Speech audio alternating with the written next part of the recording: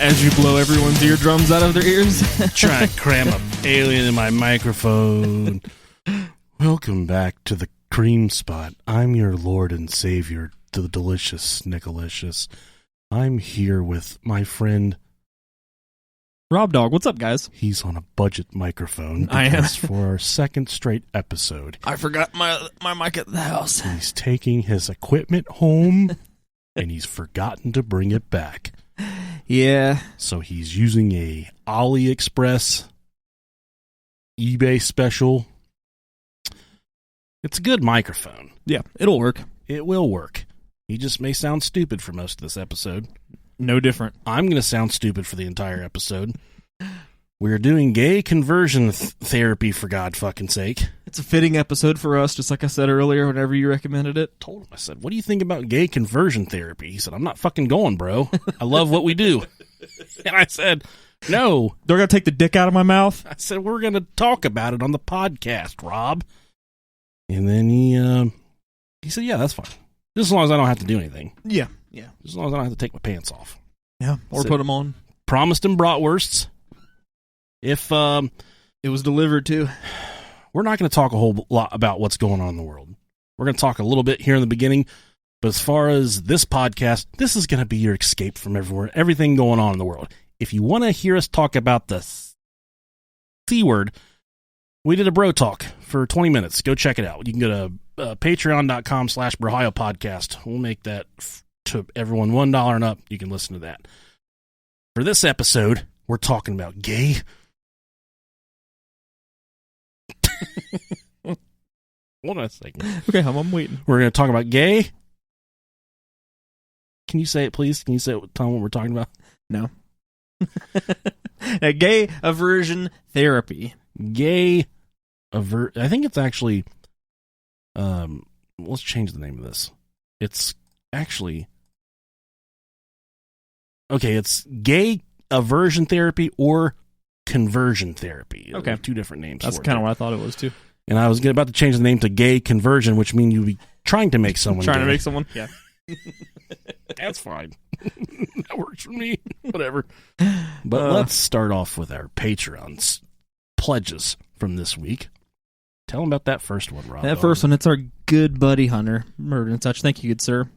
Now, Hunter, he does a podcast called Murder and Such. He's also based out of Dayton, Ohio.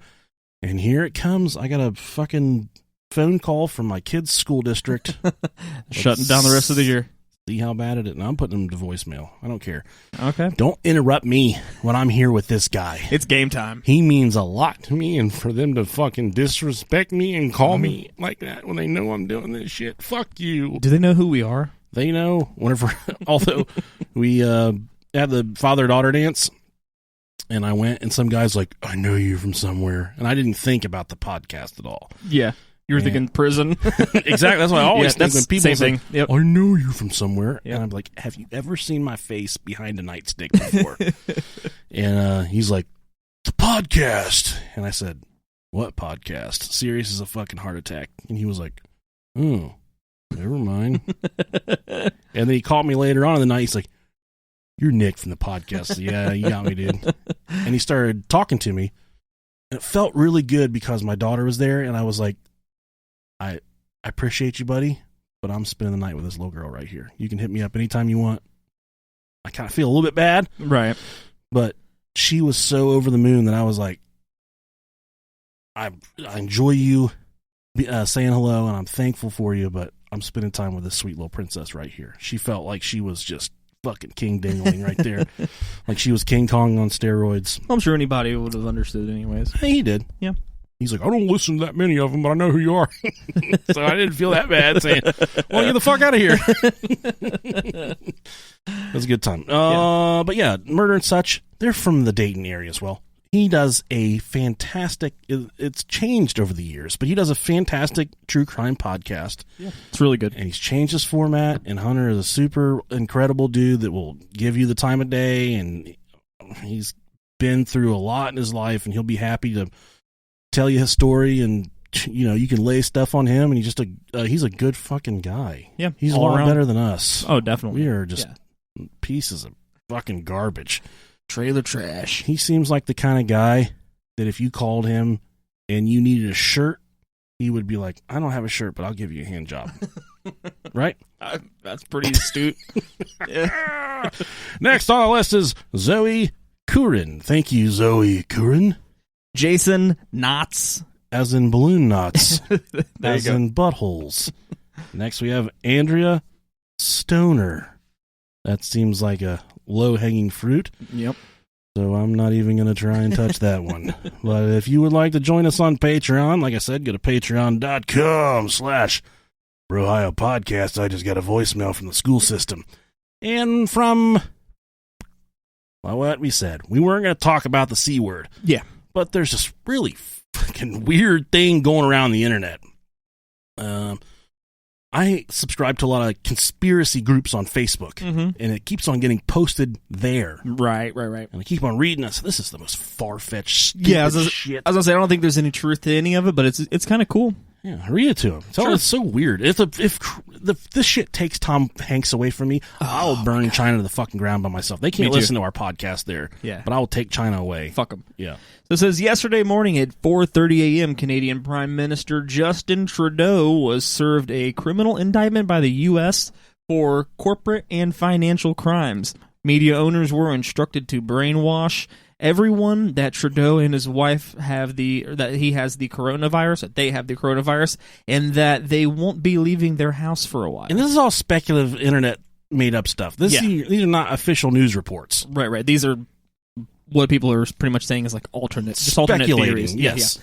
So Tom Hanks was arrested a little over 48 hours ago for pedophilia, and he is currently being kept in a hotel room in Australia, refusing to fly back to the U.S. The next celebrity arrest will be Celine Dion, Madonna, Charles Barkley, and Kevin Spacey.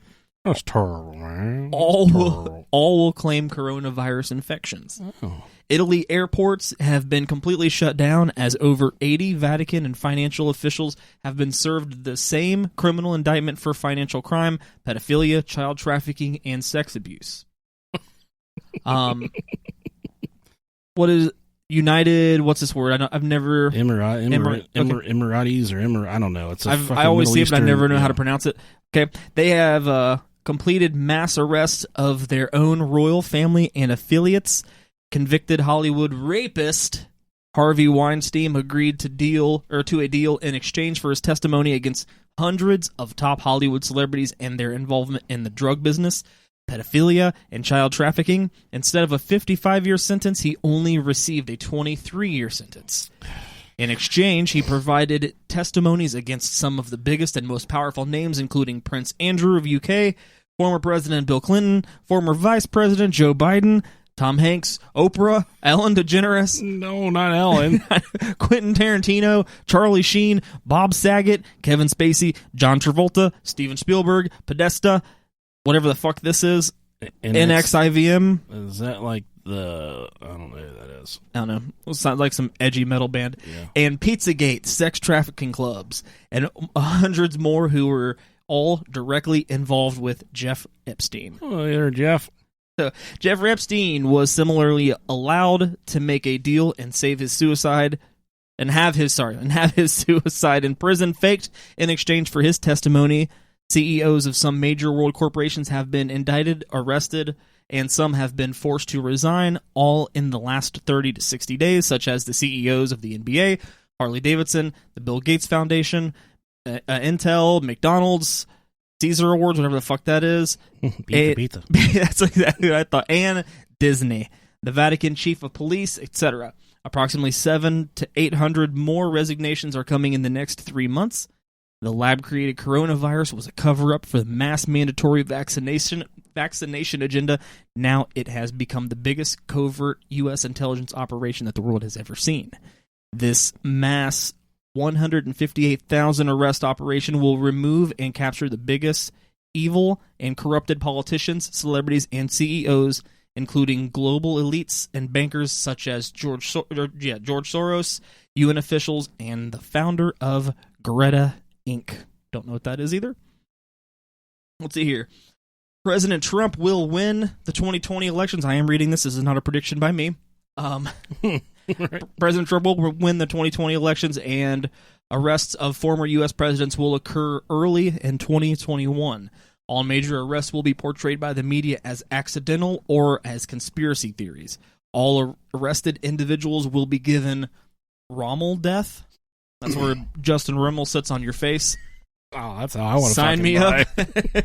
Meaning that they will have a choice between their death being portrayed to the public as a suicide or an accidental death in return for assurances that his or her reputation will remain intact, or alternatively, they can choose to face a criminal trial that would result in public disgrace.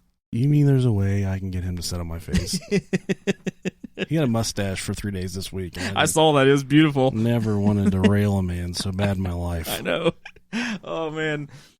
Some top of religious leaders will be arrested or forced to resign, and some will suddenly get sick.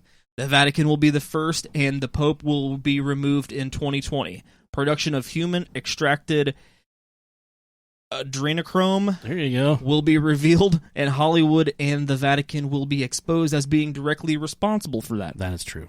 Coming up, there will be a 2-month complete shutdown of the world's most common operations, such as schools, the stock exchange, some banks, airports, shipping, travel, events, galas, however you want to say it. We're doing gay aversion therapy. Okay, so galas, expos, sports, games, sports championships, music award ceremonies, NBA, NHL, baseball games, and ship cruises.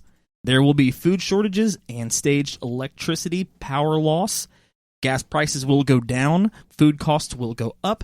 Insurance will go up. Gold and silver stocks will fall. And many corporations will either go bankrupt or take a significant financial loss, such as in the case of what's about to happen to Air Canada, Disney, and Coca-Cola. Welcome to the Great Awakening. What's about to happen this summer and fall will change the world's timeline. All the world's a stage. Anonymous. Yeah. And that's been circulating on the internet all week long. And some of it is just so far-fetched and crazy to think about. This is replacing our funny news article for the week. But that's so off the wall that I had to put it in there. Yeah, it's crazy. We're a conspiracy-based podcast. Even though we don't do... Oh, we do some conspiracies. Yeah, we don't necessarily buy into any of them, but I mean, it's... I feel like we just lay here and knuckle fuck each other most of the time. That's pretty much it. Speaking of knuckle fucking, a lot of you have been asking about my great-uncle, Grandpa Pork Knuckle. Oh, yeah. How's he doing? He's famous now. He's really been dealing with it pretty well. Is he letting fame get to his head? Funny story today. My brother called me, my younger brother. Mm-hmm. Good old country boy that can make a lawnmower go about 150 miles an hour. Right. He said, hey, what are we doing about these Reds tickets? I said, it's postponed. We're not going. I don't know when they're going to reschedule it, but I will keep you in the loop. This guy has no idea what the internet is or fucking anything. He said, I got one of my buddies listening to your podcast at my work. He's about a year younger than me. Uh-huh. I said, oh, cool, man. He said, yeah. He said, all you do is talk about sucking dad's dick. I said, well, I've never in my life. That maybe happens 3 or 4 times an episode. That's not all we talk about. He said, if that's all you're talking about, I'm never going to fucking listen to it. And I said, Rai. His name's Ryan. I still call him Rai like we're 4-year-olds.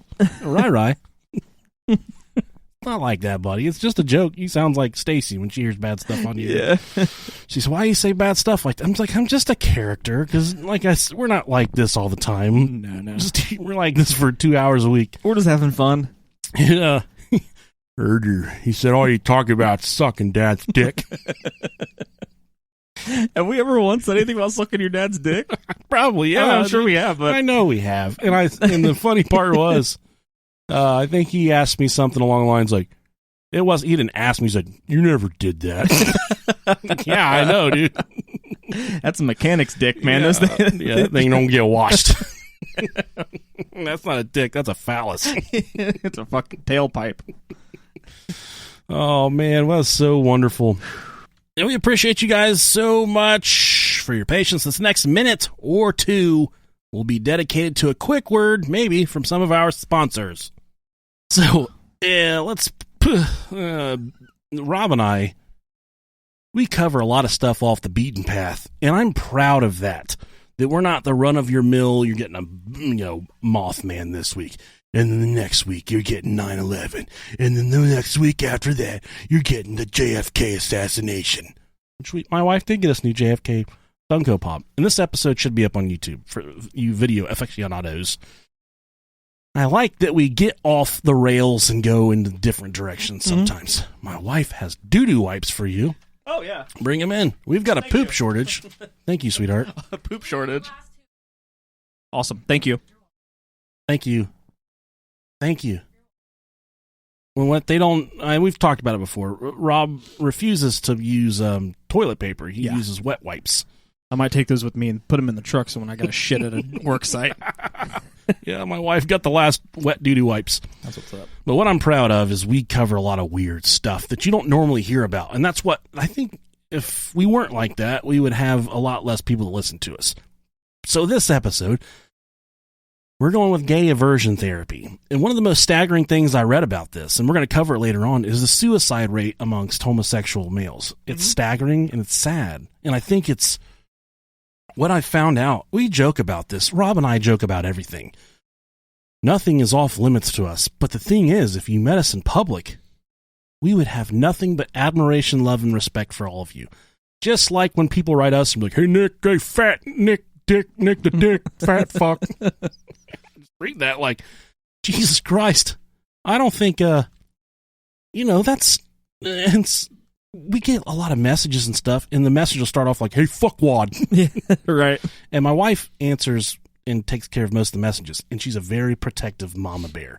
And when she sees a message that comes through that says like, hey, fuckwad, or hey, dick lick, she doesn't even give it the time of day. So just keep that in mind whenever you guys are trying to pass a message along to us that like, hey, shit stain or cum rag. I think one eat my pussy. One I saw last week was cum dumpsters. Hey, you fucking cum dumpsters. Sounds about right. No, I guess. And she's like, what's wrong with this person? I don't know. They listen to us. That's right. Beyond that, I'm not giving a diagnosis. Yeah. So we're going with gay aversion therapy or conversion therapy.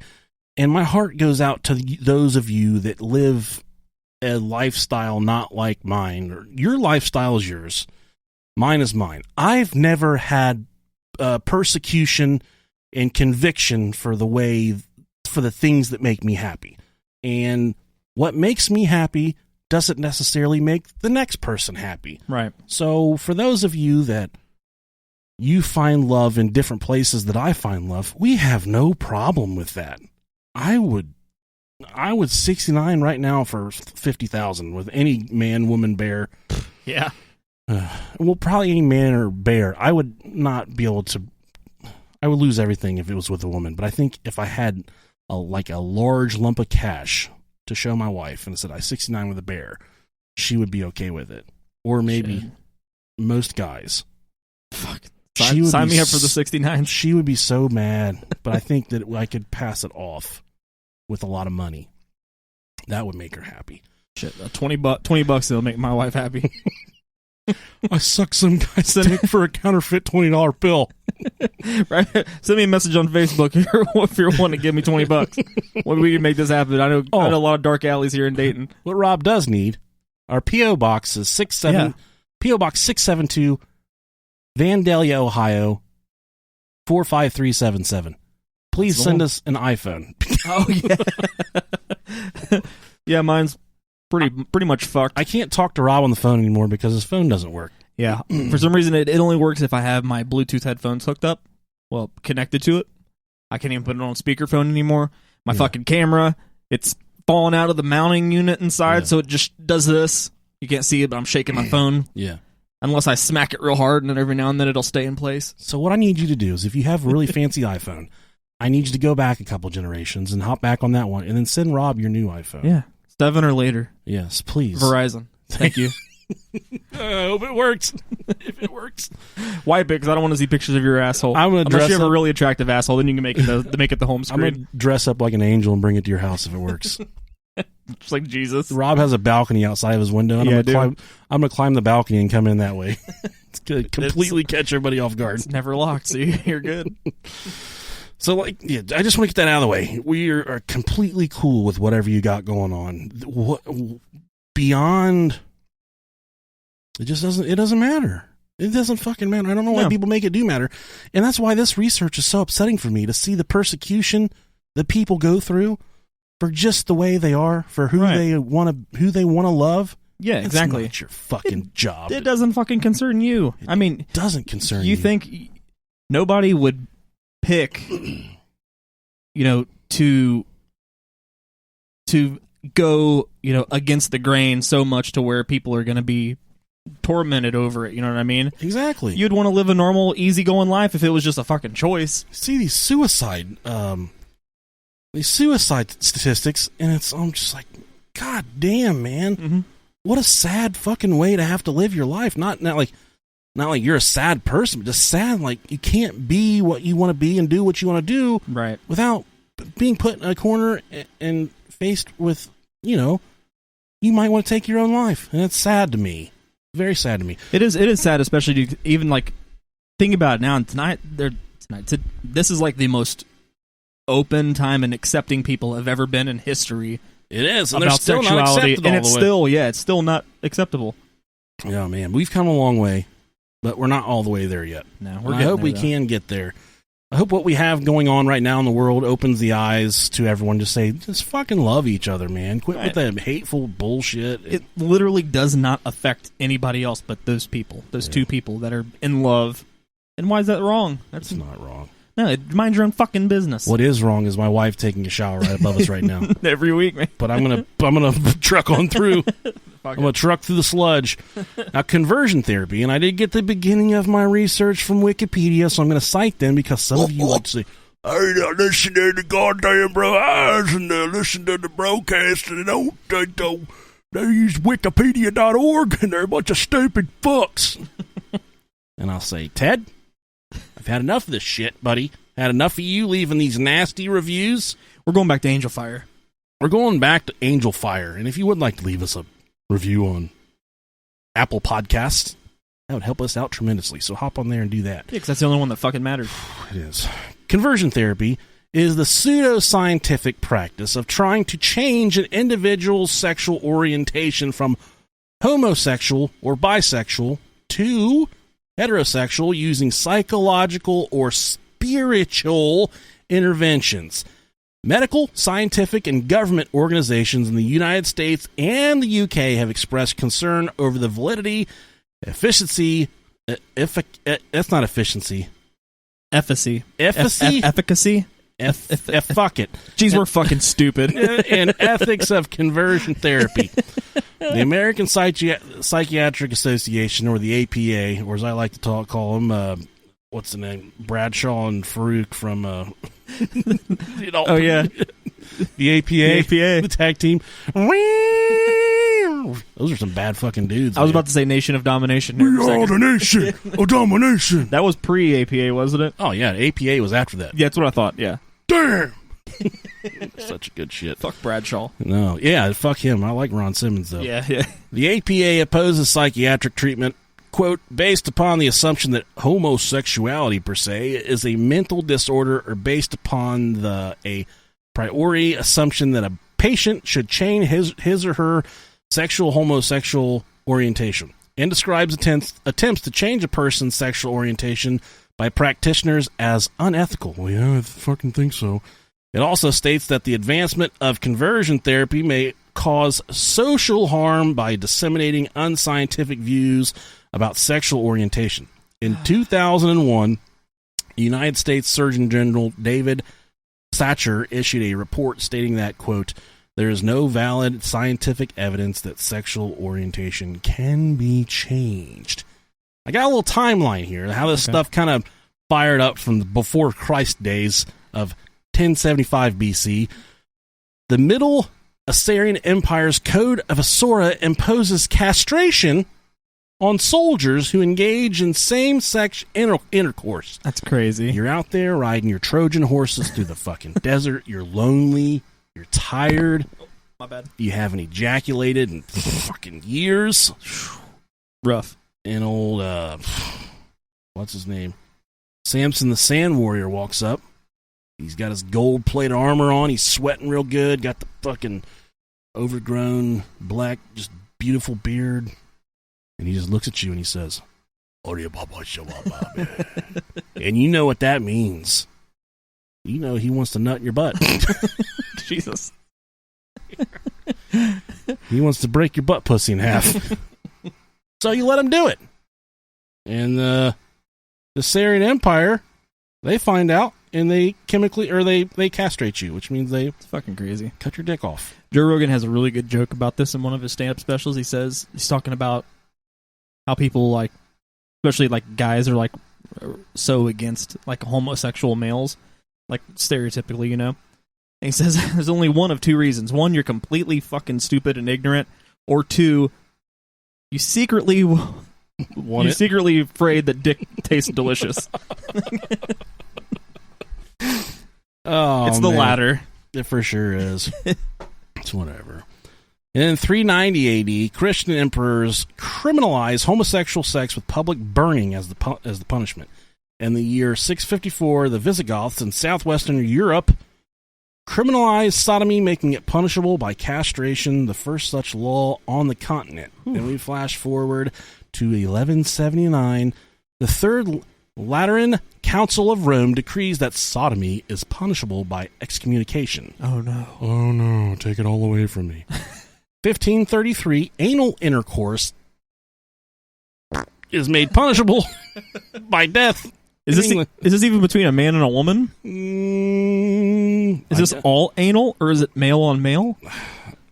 Woman on woman? How does that happen? See, here's the problem. I'm not really sure what you mean when you say anal, so you're probably going to have to demonstrate this for me a little bit. But I think it's all, like, in the Bible it talks about sodomy, which isn't just, I think sodomy is... If you can kill me for fucking my wife's asshole, then you better go ahead and kill me. Yeah. That's a door I'm going to open whenever I can. Take it away now. Yeah, but in 1533, it was made punishable by death in England. He's like, I'd really like to fuck you in the butt right now, but I don't feel like getting killed. That's how that goes down. In 1610, Virginia makes, yes, the state of Virginia, makes sodomy punishable by death, the first of many such laws in the American colonies. How would you like to walk in that straw hut right there? I think people stunk back then. Imagine what their butt sex smelled like. Oh, my God. I bet you their asses were way hairier, too. So you had to part the hair to find the asshole? They didn't have Charmin. They had a real toilet paper crisis on their hands. Sorry, honey, I was reaching for your butthole, but my dick got tangled up in your dingleberries. Burberries. You're just fucking a hemorrhoid for an hour? Oh, God. Can you help me put that thing back in there? That's so nasty. That's the worst. I remember one time these people I didn't even know were talking about, where was it at? It was at work. It was just people I didn't know that worked for the other side of the building, and they were talking about toothbrushes. And they were like, the toothbrush is for getting your gums and teeth only. You gotta have this water pick thing to get in between your gums. And they're talking about all the different things they use to brush their teeth. And I brush my teeth and I hit it with some Listerine, is what I do in the mornings. And I just, out of the corner of my mouth, I was like, toothbrushes are for pushing your hemorrhoids back up inside of you. Oh, God. Because I thought that one guy over there was someone that I'm constantly talking shit to. It was just just another guy that looked like him that was not him, and none of them knew me. And they both looked like there was 3 or 4 of them, and they all looked over at me. And one guy looked like he was going to seriously fucking vomit. I think he had the dry heaves for a moment. That's so good. And if you've ever used a toothbrush to put your hemorrhoid back inside of you, send us an email, brohiopodcast@gmail.com, just to let us know that I'm not the only one fishing out of that boat, because I've been through some real life shit, and I've had to do it before. I would expect it makes your leg kick like a dog when you get the sweet spot. It's like when I'm scratching Bruce right at the small of his back where it meets his tail. Yeah. And he just starts like trying to lick the moon. Lick the moon, that's so good. Oh, he's a good dog, Bruce. In 1899, this is where all the modern day stuff kind of takes off. There was a German psychiatrist in 1899 in Nazi Germany. What was his name? Wonderful. Psychiatrist named Albert von Schrench-Notzing. It's hyphenated. He was an advocate of hypnosis and other alternative medicine. He believed in the therapeutic qualities of hypnosis, and he was also a student of parapsychology, which is what all the scientists were in the Ghostbusters. Parapsychology is a really intriguing topic for me. There's so much cool stuff there, whether it be the men that stare at goats, the stuff like this. They're just always such taboo topics associated with the likes of parapsychology. And then you got the ghosts and shit like that to go along with it, which is always super fucking cool. He told the first International Congress of Hypnotism that it took him 45 hypnosis sessions over 4 months to cure a gay patient of his homosexuality. He was cured. There was also several trips to the brothel that were involved during these 45 hypnosis.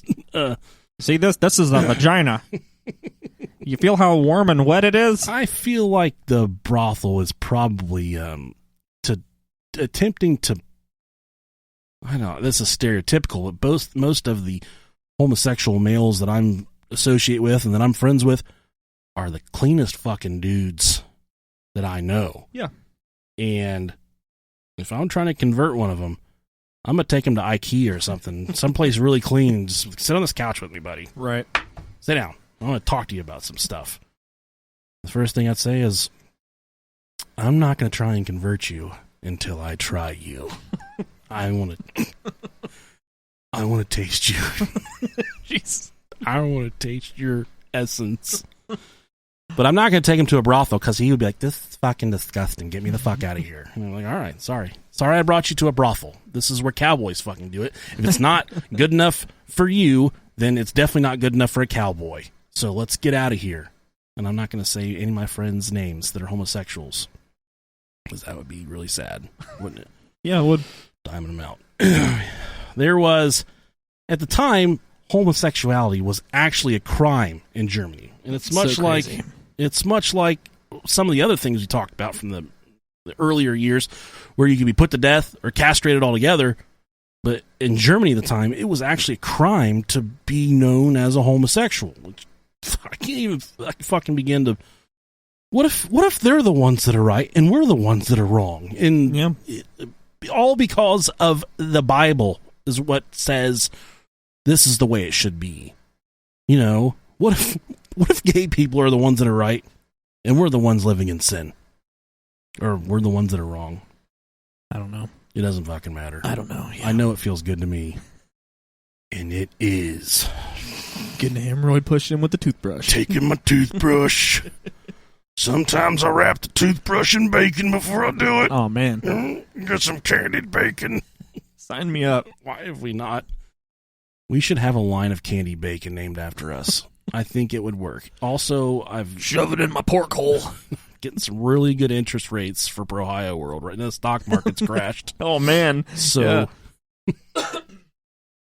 Now's the time to get it. Prior episode, we talked about Ohio World. Yeah. Front half would be for entertaining your family, and in the back, there would just be a butt hanging out of the wall, and you can fuck it. Or crawl on it, whatever you want to do. Butts of varying sizes. No, it's going to be our butts. But, okay. And we talked about this a few episodes ago, but there would be like the handles from inside a van above these butts, so you could really get into them. And then I had one other... Our asses. just out of the wall. Our butts. Just balls hanging out underneath them. But we would get them mixed up. You're taller than me, so then when I would be in your hole, my feet wouldn't touch the ground. Should be dangling like little kids off of a chair. Yeah, it's like that. Like, oh. And I was thinking, if you walk past these butts and you don't fuck them, they just blow a little fart. Like, you know, you're walking down the lightsaber aisle at Target. You walk past the Star Wars toys and it's like... You walk past our butts and you don't do anything with it. It's like... Just blows one on you. It's like the one...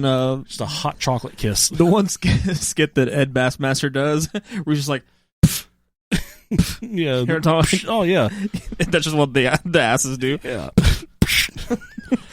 That's what my farts sound like. It sounds like... It was like someone trying to blow up a one of those exercise balls.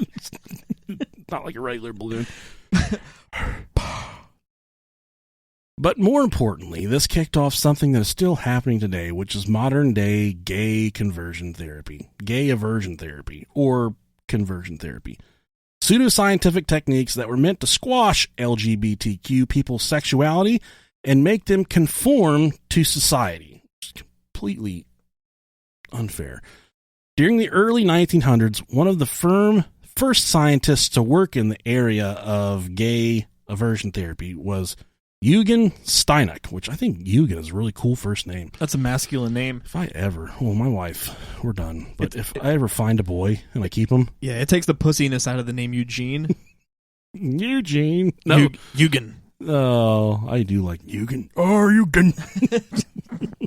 Oh, Eugen. Eugen Steineck was under the impression that homosexuality could sometimes be removed through hypnotic suggestion. Okay. This guy Eugen was a real fucking piece of garbage. This inspired Eugen, who was an endocrinologist, to do testicle transplants. Oh, jeez. Testicle transplants? I'm all done with these balls. You want these motherfucking balls? I'm going to remove the testicles of this gnat and replace it into the sack of a homosexual man. I'd feel terrible for the man that got my balls. It's like for 3 weeks post-op, and he goes back to the surgeon. Oh, how's everything going for you, buddy? How you doing after the surgery? Oh, not so good, Doc. Well, what's wrong? Tell me about it. No matter how hard I scrub these balls, they always smell like shit. It smells like I've just got done playing in the fucking World Cup. My balls are like 2 soft-boiled eggs that sat in the microwave for like 2 minutes in the side of an old sweat sock. These balls smell like the hot water at the bottom of a trash can in the middle of summer. Can't fix them. These nuts look like they've been through the Holocaust. Looks like someone's been stabbing them with a knife, too. You just pull my pants down and you just hear, "Kill me!" We went off of them. Oh. So what they would do is they would take the testicles. Can you imagine just being something that just smacks an asshole all day? There's no good that would come of that. No. I don't like it. Oh, I don't man. think it's a good idea at all. They would, during the process of these transplants, they would take the testicles from a straight man and place them into the bag of a gay man. So they would remove a gay man's testicles, and they would take the testicles from a straight man, put them in the gay man's scrotal. The thought in this is so funny that they think that it's something that comes from the balls as opposed to your brain. Not your brain. No. This is all related to the balls. Fuck this. And then I said, well, what the fuck? Who's just going to give their fucking balls away besides people like Rob and I, if the price is right? Then through my stellar research. Maybe it was somebody who, maybe it was a straight guy who always wanted to be gay. And they just do a swap? That's not how it worked. Oh, okay. I looked into it. They would take the testicles off of a dead man. Oh. So. Okay. Jeez. We're very sorry about your grandpa. Do you shoot blanks then? I don't. Well, I did read that Steineck's method was doomed to failure because the immune system rejects transplanted glands. Yeah. And eventually is exposed as ineffective and often harmful. So then you just lose your sack altogether. Yeah. I got these new balls, but it's fucking up my wiener real bad. You just have a dick and then 6 inches of taint. Yeah. And then your ass crack. I got these straight balls installed, and I got a blowjob from my husband last night. It still felt pretty good. Can you imagine just like, I wonder where the fucking return policy is on dead balls. Gotta be a warranty of some type. Like, can you imagine standing in line at Walmart? I would, they do that thing with dogs where they give them like silicone testicles when you neuter a dog, it kind of just like chills him out, is what it's supposed to do. Right. But they say some people, advocates of dogs, say it makes them sad and depressed, which if I had my fucking balls cut off, yeah, it would affect me. Yeah. My wife would be like, will you please mow the grass? And I always assumed that I would even want to do something like that. And they give them these testicle transplants. They just give them like these silicone balls to put in there to take place of their old balls. I mean, I think they're gonna know. I'm sorry, but I don't know. I think for me, if what they should do is take my balls out and then just like crumble up old issues of WWE magazine and put them inside my sack, that would be fine with me. Yeah, or like an old Goosebumps. Yeah, an old Goosebumps. Not any of that new shit. No. There were a lot of different medical professionals in the early 1900s that had strange and different views about homosexuality. Sigmund Freud, which he was a father of like modern psychology for the most part, in my opinion. He believed that people were born bisexual and went the direction that they would eventually go from conditioning. And I think that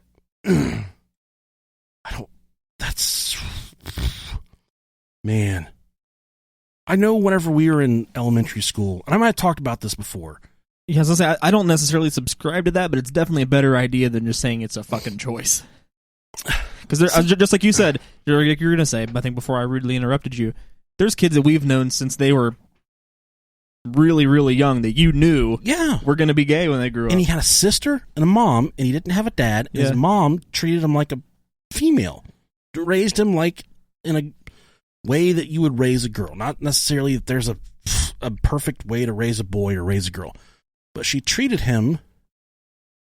She would do his nails. She would, let him do all the different things that usually moms would do with daughters. Like my dad used to take me fishing, and I feel like that's not necessarily specifically meant for men, but I feel like that's a good father-son bonding excursion. Nick, get your dick out of that fish. Yeah. I used to no, Dad. Whatever we were fishing for, I would do dances corresponding with the fish. I had a walleye dance and a catfish dance, and it used to piss him the fuck off, dude. I'd stand up and start doing it, and the boat would start rocking, and he would sit the fuck down. But he would kind of be laughing a little bit. That goes to show you that no matter what straight things you do, your kids could still be gay. They're still stupid. Yeah. Heard you just talk about sucking Dad's dick all the time. Well, this kid, he did all these things, and from kindergarten, I would say, I knew, I'm like, Dad, I think he likes me. I think he likes boys. I don't think he's really interested in girls. Are we talking about? And I'm not going to say any names. Are we talking about the one who he was a cheerleader? Yeah, I think so. He was. Okay. I think you're still friends with him on Facebook. I don't think I am. Possibly. DB Cooper. Maybe not. Oh, no, this is a different one. Okay. Yeah, completely different. Okay. Yeah, I know what you're talking about. Okay. Yeah, definitely. So, both of them. And I feel like it was a product of conditioning to a certain extent. I think you're kind of swayed in the way that the world wants you to be.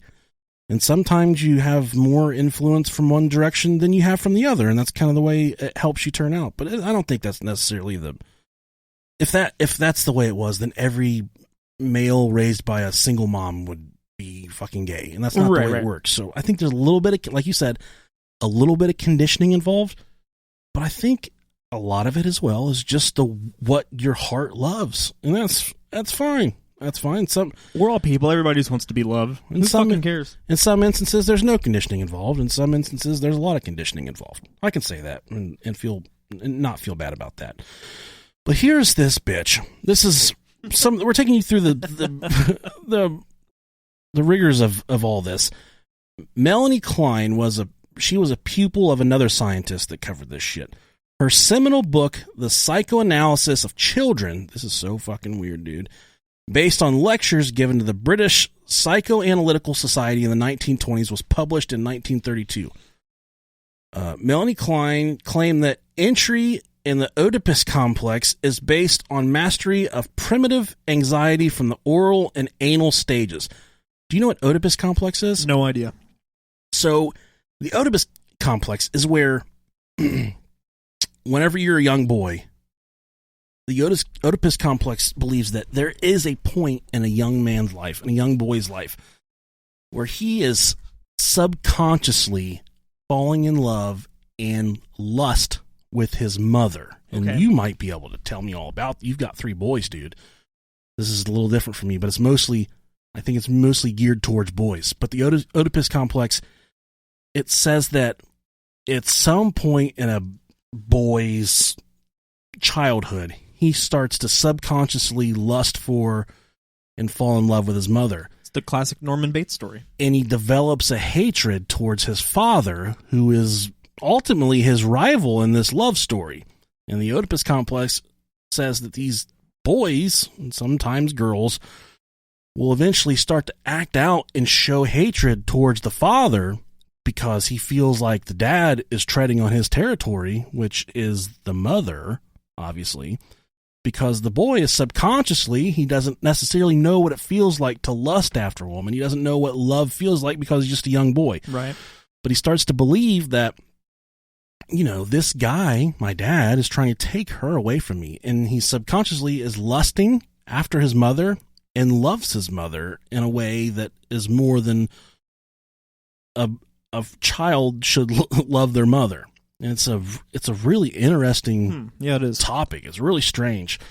But it is like I said, and it goes back from the oral and anal stages, and I have no fucking clue what that means. If these tasks are not performed properly, developments in the oedipal stage will be unstable. Complete analysis of patients with such unstable developments would require uncovering these early concerns. The analysis of homosexuality required dealing with paranoid trends based on the oral stage.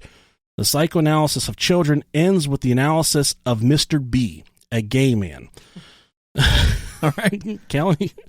Melanie Klein claimed that she illustrated pathologies that enter into all forms of sexuality. A gay man idealizes, quote, the good penis of his partner okay. to allay the fear of attack he feels due to having projected his paranoid hatred onto the imagined bad penis of his mother as an infant. She stated that Mr. B's homosexual behavior diminished after he overcame his need to adore, quote, the good penis of an idealized man. This was made possible by recovering his belief in the good mother and his ability to sexually gratify her with his good penis and plentiful semen. What the fuck is... What? I have no idea what any of that means. If one of you are ace, I know we have qualified professionals that listen to this, because people will write us like, bet there's no fucking doctors to listen to this stupid fucking show, goddamn. And then someone will write us like, you dipshits, you're my hour escape every week. I'm far more intelligent. I am a fucking doctor. You're good penis, bad penis. You're an idiot. Penises are so stupid. Aren't they all bad? Good penises? Penises are ugly. My penis is a nice guy. Mine is too, Every time my wife talks to my penis, it props up and listens to her. Even when she's not talking to it, it props up and listens to her. So I would gratefully love for someone to explain that, or maybe that's something we can research a little more, but it's just so weird, man. Yeah, I don't know. That's weird. And all of this stuff I've read from above was European-based. In the 1950s in the United States, there was a guy named Edmund Burglar. Edmund the Turd Burglar. He came up with a very controversial treatment referred to as blame the victim. Oh, yeah, okay. Turd Burglar claimed that if gay people wanted to change and the right therapeutic approach was taken, then they could be cured in 90% of cases. Burglar used confrontational therapy in which gay people were punished in order to make them aware of their masochism. Burglar openly violated professional ethics to achieve this, breaking patient confidentiality and discussing the cases of patients with other patients, bullying them, calling them liars, and telling them they were worthless. That's not nice. It's just crazy that this is like, there was a time when they think that it needs to be cured. There was other professionals, medical professionals, just like today in today's medicine and this coronavirus stuff that's going on. There's going to be ways to treat this that are found. It's going to be trial and error. Some people are going to say, well, shove a fucking head of lettuce up their butt and they're going to recover from this. And I'm going to be the guy like, all right, put it in there. Get a running start because it's going to feel real good. Do a big Rikishi stink face on it. Yeah. And there's trial and errors, and there were medical professionals that latched onto what he was doing here, where these people would scream at these homosexual males and scream at them and tell them they are useless, they're pieces of shits, that they never amount to anything. And that's what they would do to try and convert these guys back to heterosexuality. They would just fucking scream at them and tell them they weren't worth shit. So crazy. Because conversion therapy is not a mainstream psychological treatment, there are no professional standards or guidelines for how it is conducted. Early treatments in the 1960s and 70s included aversion therapy such as shocking patients or giving them nausea-inducing drugs while showing them the same-sex erotica, according to a 2004 article in the British Medical Journal. Literally what they would do, and I think this is one of the Reddit stories I had. I told you about this earlier. Crazy. The second half of this episode is mostly just horror stories from gay aversion camps and conversion therapy camps. And it'll take the pads that you use to shock people with, and these conversion therapies, they will place these electrical pads on your testicles, and then they will force you to watch gay porn. And I know what you're thinking. You don't have to force me, buddy. Sign me up. Sign me the fuck up. And they force you to watch homosexual pornography. That's just my kink. And the gay men that speak of this say it was very... it wasn't good. It wasn't good porn at all. Like it was not good gay pornography. It was just two bears fucking. I don't know what it was. I don't know. It was just two guys rubbing each other's feet. I don't know what it was. That would be really hot to me. Especially if they had really fucking hairy toe knuckles like you and I. And whenever they started to get an erection, they would crank this machine up and shock the shit out of their ball sacks with these electric pads in an attempt to teach them that it wasn't okay to be turned on by homosexual pornography. Other methods included psychoanalysis or talk therapy, estrogen treatments to reduce libido, and essentially castration, and even electroconvulsive therapy in which an electric shock is used to induce a seizure with side effects such as memory loss. You said that we were talking about going back to watching same-sex porn. I'm going to say something that's really stupid, even for me when I was younger. So there was this time. It's really stupid, even for me. It's a good way to start a story. Yeah. There was this time where I was sitting there down in the dungeon of my parents' house and was cranking it out, watching porn. And I'm right where I need to be. I'm right in the danger zone. I'm like, okay, it's coming. It's coming. Unleash the goo. And right as that moment hit, right in that part of the movie, close up of nothing but a dick. And that was to the point of no return. So here I am going full banana sandwich on myself, and I'm like, oh, I'm not gay, I swear. That dick is so nasty. That dick is so nasty. But then again, you're like, those are some good veins. It's a good looking vein on that dick. It's just the way I think everyone is like this, all males, but you get the urge to take care of yourself. And then it doesn't matter what you watch, as wholesome or as pure as it is, it could be a Victoria's Secret old woman's bra ad. No matter what it is, as soon as you're done, you're just like, I shouldn't have fucking did that. That's so true. Like it's like post-masturbation regret. You're on keto and you stay on a cheesecake, chocolate cake all by yourself. I shouldn't have fucking did that. Especially if you were watching some real nasty shit. You're just like, you just look down, you're like, I am so ashamed right now. I can't believe I tried that. Or you're just like, all right, as soon as I crank this bad boy out, I'm going to do all the dishes, and I'm going to scrub all the walls. And you do it, and you're like, I don't care if this fucking house burns to the ground with me inside of it. That's why I don't make any big decisions unless I come. Like, oh, not let me sleep on it. Let me come on it. I don't think I want to do anything ever again.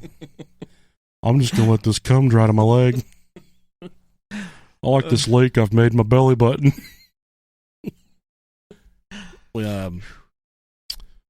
My uncle told me that's Lake Marshmallow is what we call that whenever you get it in your belly button. That's so gross. It's Lake Marshmallow. Ew. He said, "Oh, look at that. We filled up Lake Marshmallow, didn't we?" You're nasty. You're so fucking nasty, dude. This is the saltiest lake ever. Where's the fucking baseball cards at now? Where's my new bike?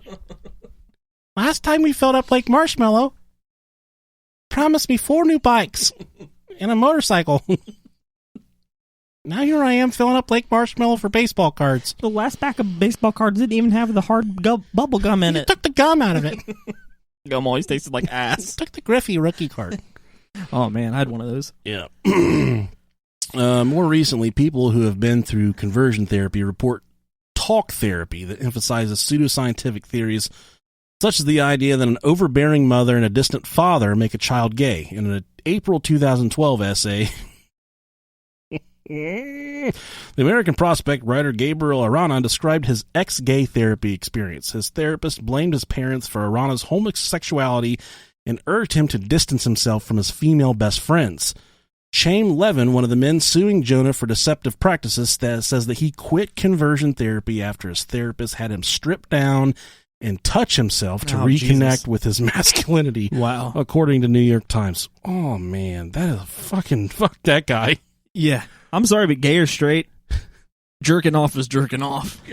It's not going to make you one way or the other. I'm Dr. Jonah. The way we're going to defeat this is you're going to get naked, and I'm going to watch you beat off. That's how we're going to turn you straight again. Because that's the straightest thing in the world. It is in my eyes. That's how... we got to keep our socks on. That's... Oh, yeah. If you keep your socks on, it's not a big deal. No, not at all. So now we have these horrible... So there was so much research that I could have gone even further into this. There's all of these gay conversion, gay aversion and conversion therapy camps. There's camps all over the fucking world now where you can send your kids to camp to try and convert them to being straight. And I don't think it's...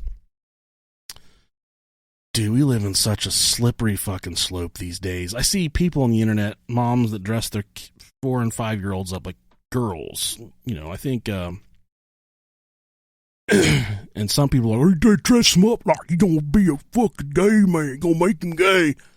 And I think you gotta let your kids make their own decisions.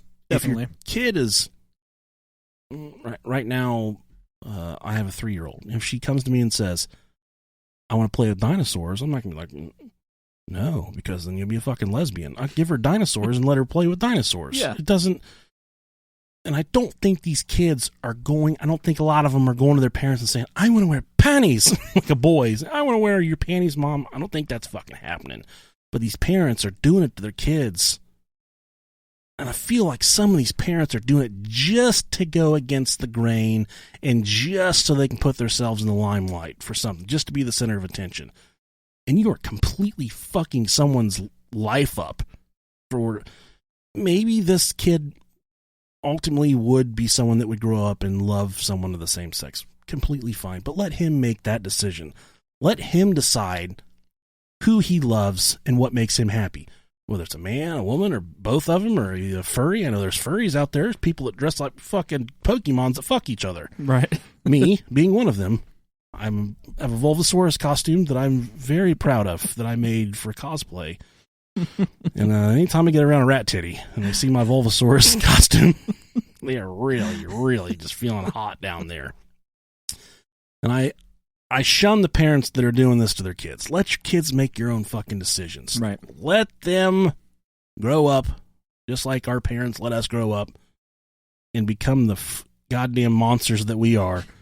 It's kind of like the same thing like the obvious racist person who says, I have plenty of black friends. You know, they have none. None. Yeah, exactly. You're just you know, trying to be cool. Yeah. All right, you don't have to be cool to kick it here at the Bro High Pie. Nah, man, we all fucking suck. I ain't racist. I got color TV. It's like, just quit pandering and let your kid be a fucking kid. Let them do whatever, man. They're going to grow up and they're going to figure themselves out. Let them fuck dudes. Let them fuck chicks. Let them fuck black guys. Let them fuck white guys. Whatever floats their boat. Just, your job is to be there and keep them safe. if my mom and dad saw what I do in the bedroom, they would be like, "Oh, fuck, he's fucked up." But it's not for them to care. When I was in high school, I came home and my parents had been gone for a while. Mm-hmm. My mom went in my room to clean when she got home, and there were fucking condoms everywhere, Rob. Okay?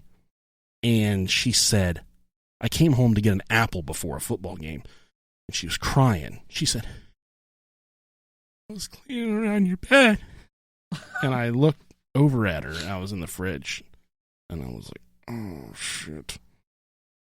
And I knew what she'd found. Mm-hmm. And I don't think she knew. I knew, but I don't think she knew. And I said, the first thing that came out of my mouth, and I'm still good friends with this guy. I said, Ryan's okay. No. I said, Charlie uses those to jack off. They were fucking loaded up condoms on my floor.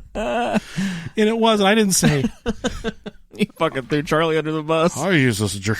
So now, not only does my mom have the thought that I'm upstairs just running wild with all these women, I completely flip it fucking a 180. And I tell her, Charlie uses those to jerk off. My friend comes over here and comes in condoms. My buddy jerks off in my bed, Mom. And he won't throw them away, and I'm not touching them.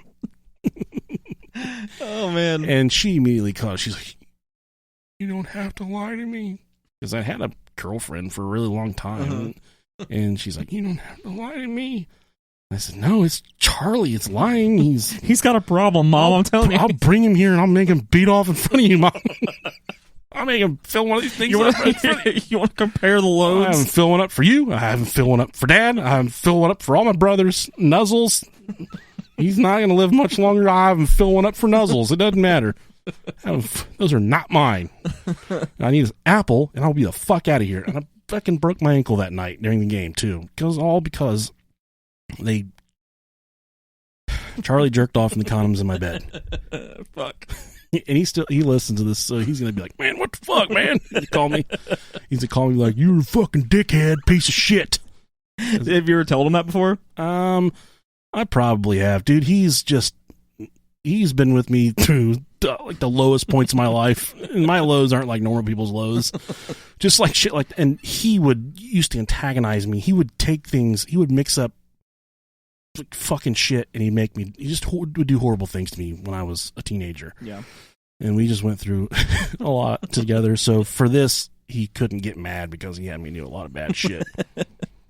Well, Charlie jerks off and they're just like stuck to the fucking ceiling and stuff. Jesus. This first one. So we have some Reddit stories of people that have gone through conversion therapy and to aversion camps. Mm-hmm. First one says, I had an ex that had to go through the camp. She wouldn't talk. Oh, okay, so they're women. They're gay women. She wouldn't talk about it much, or her family for that matter. All she ever said was that she graduated the camp. Was straight for 6 months till her mom found out she was lying. Her mom then threatened her with a knife. Jeez. And she ran out of her house at 16 with the clothes on her back. Her best friend's parents adopted her in.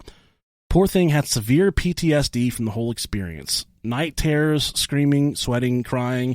Certain things would set her off, like 1,000-yard stare set her off. One night, I tried to wake her from a particular bad night terror, and she punched me square in the jaw. Which women don't punch that hard, so it's not that big of a deal. Fuck. Just kidding. You see that bitch's forehead at UFC? Women can punch. Joanna and Jacek? Yeah, her forehead was fucked. Yeah. When she woke up, she started to cry and apologize. I also felt sorry for her and so helpless because there was nothing I could do other than listen and hold her when she needed it. Oh, and the next one here, it says, when I was 24, I was recruited to go to a year-long ministry in California where I lived with 35 other guys who were also trying to not be gay. That's a dream right there. Oh, my God. So much dick. We each got regular jobs, but otherwise lived a fundamentalist, almost cult-like existence. Prayer groups, Bible studies, and seminars on how to be masculine. 3 months in, one of the leadership trainees had fallen in love with me and relentlessly pursued me. These are supposed to be the guys that are converting these guys to straight heterosexuality. So these teachers are straight, students are gay, and they're trying to convert them. And one of the instructors started to fall for him, and the instructor was supposed to be straight. We carried on a secret affair for months. He would beg me not to tell anyone because he'd lose his female fiancée and his job with the ministry. Oof. By August, I was near suicide and decided to leave on my own. He followed me, convinced me to travel across the country with him so that he could fulfill some sexual fantasies. Think nude oil wrestling in a motel in Tucumari, New Mexico. Yes. No way. And then he dumped me at a McDonald's outside Memphis, telling me that God could never bless us being together. It was all insane. It took me years and years to mostly get over it. Conversion therapy is evil. Wow. And I had no idea about these gay aversion camps. No. And conversion therapy. I had no idea this stuff existed, man. And I don't know. I don't remember how I came across it. I go a lot of weird places on the internet. My wife looks at my search history sometimes. She says, "What the fuck is this?" I go places. I like to learn things. Incognito mode. And I learn a lot of stuff through this. And it helps me be sympathetic towards people that have different situations than me. Right. Yeah, I couldn't imagine being sent to something like this. I mean, imagine getting your balls swapped out with somebody else's, a dead person's. Like, I can't. We know your daddy's dead, but we gotta give you his balls. They put your fucking grandpa's balls in your... These balls have been through 2 world wars. We want you to think about the good dick, not the evil dick. These are the best balls your grandma's ever sucked. These balls wake up smoking a pack a day, drinking a gallon of coffee. Oh, ugh. Black coffee, too. Right. And this is what makes me really sad, man. This is what really caught me. It says studies have found that LGBTQ youth attempt suicide more than 3 times more frequently than their heterosexual counterparts. So kids that are, going that direction with their love, they're 3 times more likely, they try and commit suicide 3 times more likely than the normal youth. And think about it this way: growing up, as a young adult or teenager, that's already the most fucking complicated time in a person's life. You feel like you're doing it all by yourself. Yeah, you don't know who you are. And the thing is, people hate everybody. It's crazy. I want my kids to know that they can reach out to me. Right. And I might not have necessarily gone through what you're going through, but I loved and lost that age. I went through the phase where, I didn't necessarily think my friends were as down with me as I thought they fucking were. And I went through phases where I thought I was the king shit. There was a lot of different phases in my life where, when I tell, like, if my kid's going through it and she's like, I'm on top of the world, I'd be like, you need to fucking crank it back a little bit. You're not the fucking coolest. You're not the most awesome. You need to get on the same level as the people around you and just be in the moment and live and love, okay? And I want to be there for them whenever things feel like, you've gone through it and lost someone at that age where you're just like, I'm never going to recover from this. And I just, tell them, like, hey, I've gone through it. You're going to fucking come out of it. Yeah. It'll be all right. Being young, like being in middle school and high school, it literally is the best and worst part of your life. It's hard, man. Yeah. Some people go through a lot worse than others. Kids are fucking awful. They are. And they're only getting worse with social media and shit like that, man. Yeah, they're awful. Just, if you are young and listen, just keep in mind, and this is super cliche, but you'll get through it. It gets Absolutely. better. It really does get better. It does. In my instance, it doesn't. I still hate myself. But then you realize being an adult fucking sucks too. You're just going to get fat. You're going to get really fucking fat. A Canadian study estimated that the risk of suicide among LGBT youth is 14 times higher than for heterosexual youth. Among youth who attempted suicide, almost twice as many GLBT youth say they really hoped to die. Of transgender people, between 30 to 45% report having attempted suicide. That's almost half. GBT men have a higher risk of suicide than women, although women attempt suicide more frequently. I think that's also across the board for suicide in general. Yeah, men have a higher yeah, for sure, suicide rate, and then but women attempt it more. It's staggering me that there's people going through that, and it makes me want to hold them and just be like, look, I'm not gay, but I'll make out with you to make you feel better. I'm not good at it. Yeah, I got some food in my teeth. I couldn't imagine, like, just, the day by day.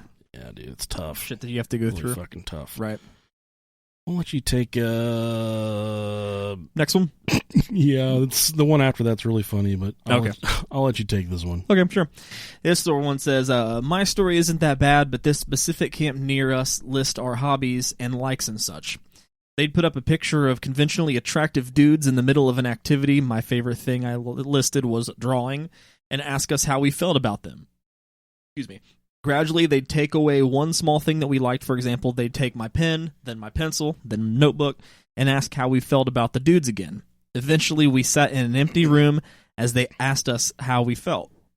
I think this was an attempt to make us associate seeing hot guys with losing everything we loved. So fucked up. But it was so horribly done that I can't imagine whoever thought that was over the age of 10. That's so weird, dude. Yeah, they're doing this to youth. That makes no sense. It's so stupid. Oh, this one's good. I remember all too well the moment I realized this was going to be a long, difficult summer for me. On arrival, we were given extensive forms to fill out, which goes along with many of the stories that there's like a pre-questionnaire. They had questions about hobbies, likes, dislikes, and all that kind of thing. Least favorite smell was an interesting question on the form, my 17-year-old self thought, and on the second or third day I was given some, in hindsight, incredibly laughable gay erotica, probably a strong word, and allowed to return to my room. Or at least what you would expect a particularly naive grandparent in the 1990s to give you anyway. As soon as I returned to my room, I heard some commotion outside the door, and then the pungent smell of curry slowly swept into my room. Waves of the smell came through periodically over 3 hours. This was the smell I had listed on the form, and this was their attempt of making me straight by associating attractive men with the smell of curry. You're just going to hate anybody that's gay and last name's Patel. I was in there jerking my gherkin, and it smelled like somebody's making goddamn Indian food. You ever smelled curry before, dude? I don't like the smell of Indian food, but I fucking love it. It tastes... She made me something with curry what was it?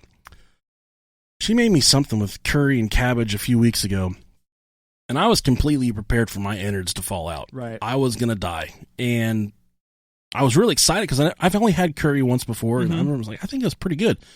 And she was making it, and the second she put the curry in the skillet, I was like, what the fuck died in here? It's just such a strong, like, overpowering. It's kind of like the way garlic is. Like, it's such an overpowering smell. It smells like that creamy patch underneath a homeless man's scrotum. That spot where you get the cheese, where you harvest the cheese from. Right. And just don't want anything to do with curry, man. Oh, God. I do love me some Indian food, though. It tastes wonderful. Yeah. But Jesus Christ, does it fucking stink while it's... It does smell bad. God damn. Yeah. All right, you take this next one. Yeah, it wasn't a camp, but I was raised by Scientologists. That's a fucking clan right there. And they have a sort of conversion therapy they use to cure all aberrations. Is that right? Aberrations? Yeah, sure. Let's fucking like asthma and homosexuality. It's funny, since L. Ron Hubbard doesn't actually say much about homosexuality, the only thing my seniors could show me said that homosexuals were constantly stuck in the same tone on the tone scale, which is basically a chart of human emotions that places failure, apathy, and body death as low emotions. and happiness, creativity, and total knowingness. His word, not mine. As high emotions. He believed all homosexuals were stuck at 1.1 on the tone scale. The number for covert hostility, which means that all gay people are supposedly full of secret evil intentions. Oh, no. Yeah, that's stupid. And look at L. Ron Hubbard, though. That was a bad place to be on the tone scale, and he believed that it was based on false purposes that you were holding on to. I won't go too off topic with all the Scientology background, but L. Ron Hubbard made up a lot of words, and it's always hard to talk about without some translating. Yeah, he's a fucking I think nut job. It still goes on here. Yeah. Oh, this is still it? Yeah. So there's this process called false purpose rundown that is very expensive to perceive, but you are also required to do it if they find out you have this aberrant behavior. I worked as an auditor in training at local org, which is what they call the churches, from ages 11 up until I was 15 and performed 2 of these rundowns for 2 different gay men. The process is a mix of forced confessionals, interrogations, a lot of repetitive hypnotic questions, and some other nonsense. It was heartbreaking both times because these men genuinely wanted to change. They would sit in my office crying and begging for the realization that they would finally make them straight. Eventually, a realization would come, but nobody was cured, just more repressed, which is exactly what that's going to do. Both men got in trouble later for their aberrant behavior, and I got in trouble for not actually curing them. It keeps going. So, being a gay teen at the time, I did not have a lot of faith in the process, but still felt like I was a distinguishing pervert. Disgusting pervert. Or disgusting, sorry, not distinguished. Hello there. I'm a distinguished pervert. Excuse me. My dick is made of a golden pigtail. I spent nights doing the Scientology version of praying the gay away. I've tried it doesn't work. Scientology states that if you believe something with total certainty, you will just believe it into existence. Scientologists also believe that they are the reason the Berlin Wall fell. So if we can make a wall fall, surely we can change our orientation, right?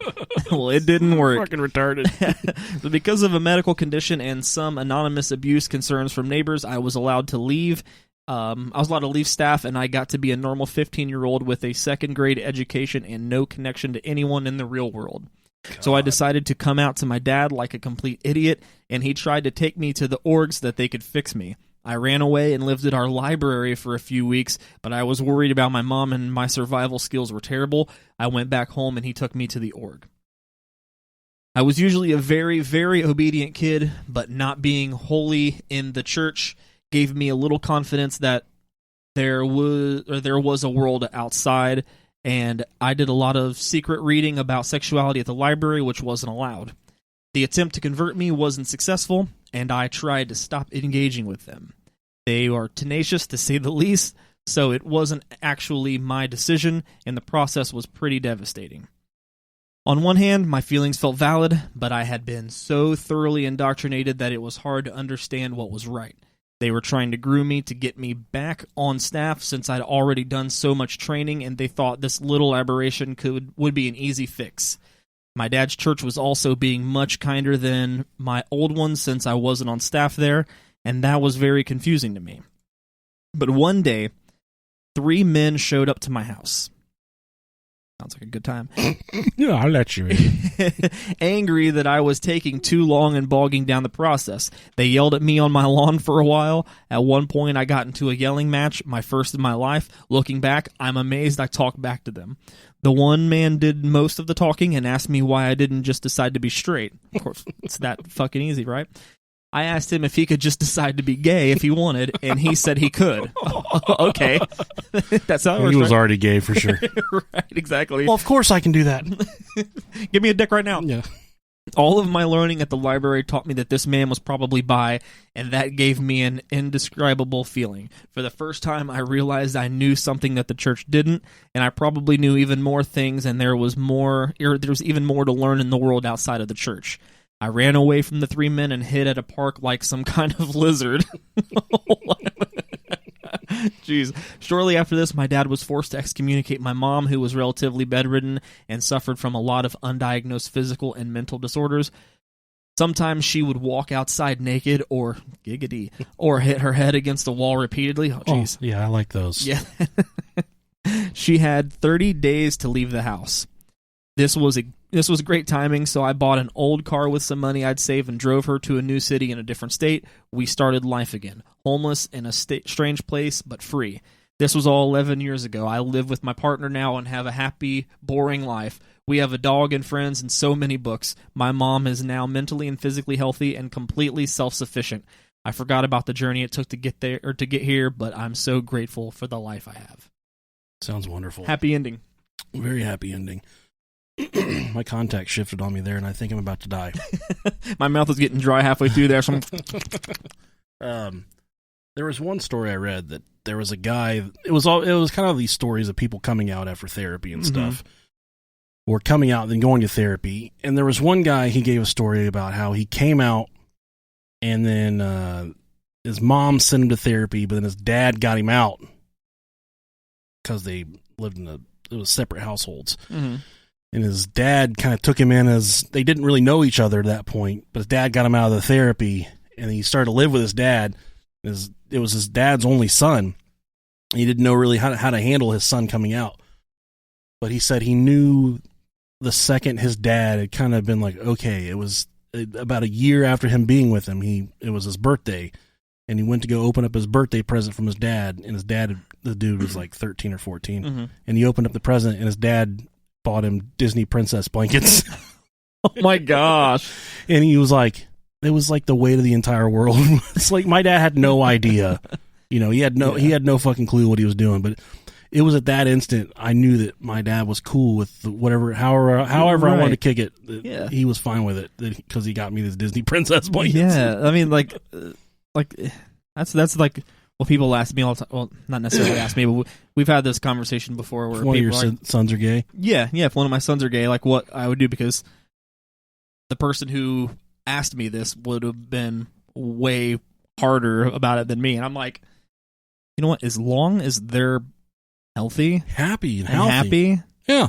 I mean, I'm gonna back them no matter what. They're my kids. Yeah, I'm gonna love them regardless what happens. Right. I'm gonna be, the only downside of that would be having to deal with what other asshole kids say. Yeah, that'd be tough. And do to your child, and that's the part that I wouldn't look forward to. Just as long as they don't come home and like join the Jehovah's Witness or some stupid shit like that. Right. Don't tell them. That's fucking stupid. Yeah.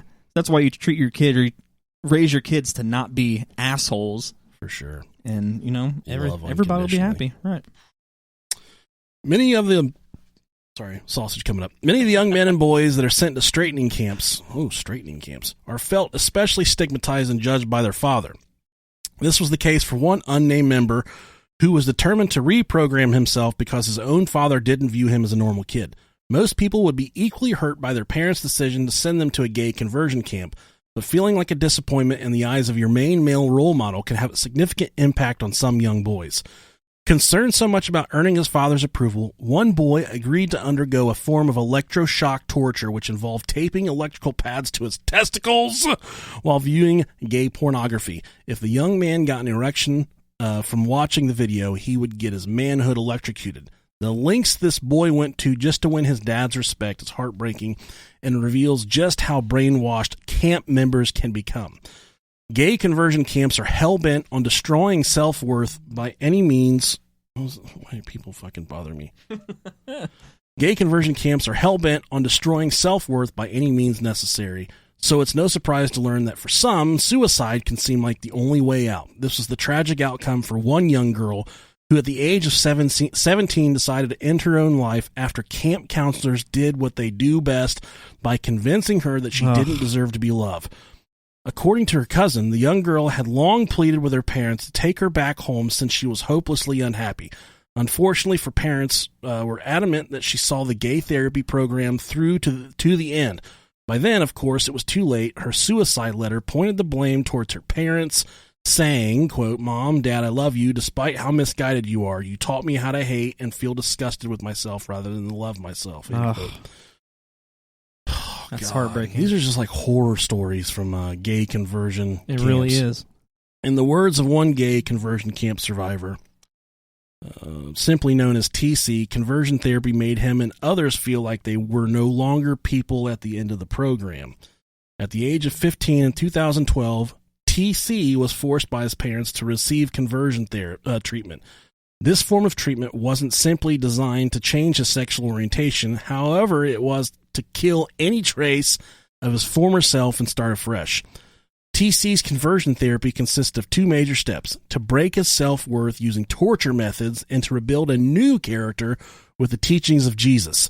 The initial step, lasting 6 months, involves shock therapy and physical abuse with sessions lasting for 1 to 3 hours at a time. By the second step, members had become numb, blank shells ready for the program to rebuild with a different way of eating, talking, and thinking. TC survived his horrific experience but saw many friends take their own lives because of the inhumane system. Jesus Christ, man. That's crazy. When most of us think of exorcisms, we can't help but picture spinning heads and possessed girl and projectile vomiting. The reality, however, can simply involve hours of intense prayer and repentance for the so-called sin of being born homosexual. But this doesn't make the experience any less traumatic for the individual. Exorcisms as gay conversion therapy can consist of shaming techniques to expose the unnatural demons within people. That is what Peterson Toscano had discovered. Toscano was raised as a devout Christian. Problems arose when his faith stood in the way of his true sexual orientation. Well, Catholic priests are fucking gay, but that's beside the point. Different kind of gay. Fearful about being a gay teenager at a time when gay was synonymous with AIDS, Toscano's faith convinced him that he needed fixing. One area of his exorcism-like treatment forced him to record every homosexual encounter he had ever had and share the most embarrassing one with his family.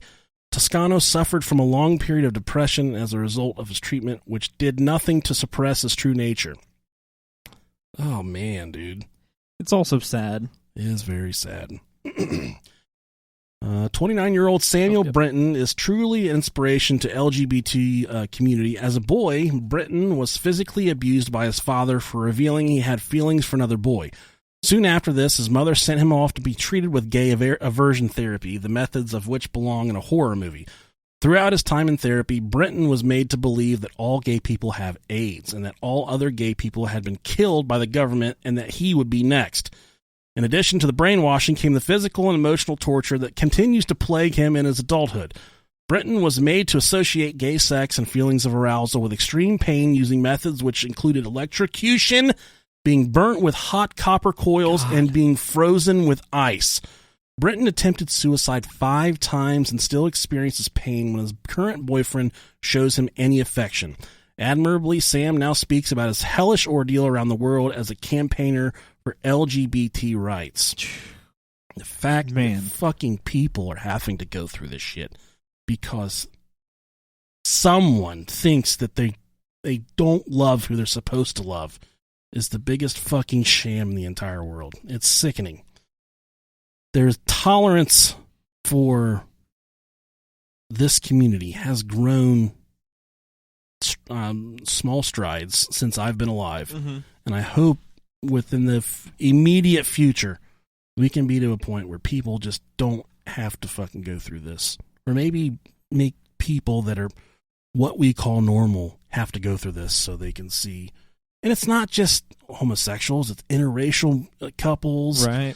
It's people, young dudes marrying old women or young women marrying old guys. It's just like, why do I have to answer to anyone about who I love? The only pedophiles, cut their fucking heads off. Put the electrocute their balls. Kill them. Yeah, just castrate them. Castrate them, motherfucker. Yeah, there's no fixing that. It's just sad, man. It really is sad. It really is. You're just trying to do, you're trying to live your life, love who you want to love, and be happy and not judged by it or not fucking burnt with copper coils. And it's crazy. Exactly. And the saddest part was obviously the suicide amongst the youth. And I know we have young people that find us somehow. We've had like 12-year-olds write us and say, hey, I'm sneaking behind my parents' back to write you right now, which is one of the coolest fucking things ever. Right. But if you are going through something like this, you can reach out to the National Suicide Prevention Lifeline. It's 1-800-273-8255. And there's someone that's always going to answer for you. But I'm pretty sure that most people have someone in their life that will answer that isn't necessarily linked to this hotline. Just, that's why a lot of guys I know that are kind of socially awkward and don't really go out and do their thing, they've really found solace and comfort in the gaming community, because these dudes they bond together, they set up and play video games all night long.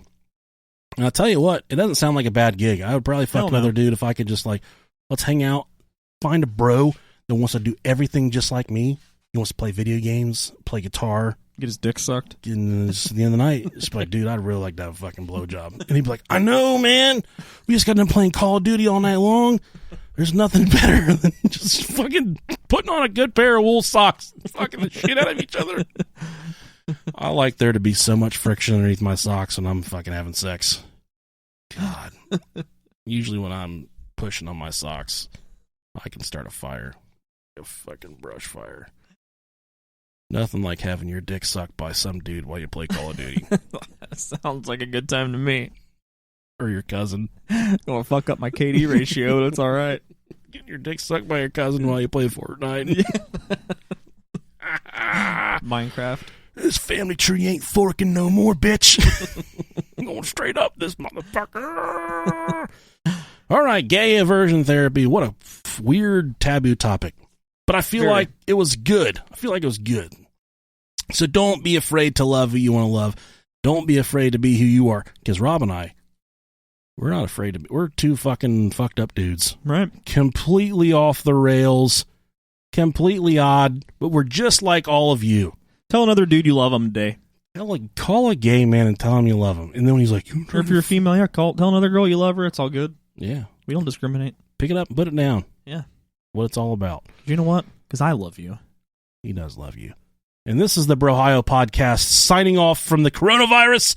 We're not locked down. You can't hold us down. Never. Coronavirus. Nope. My corona. Thank you guys. Love you.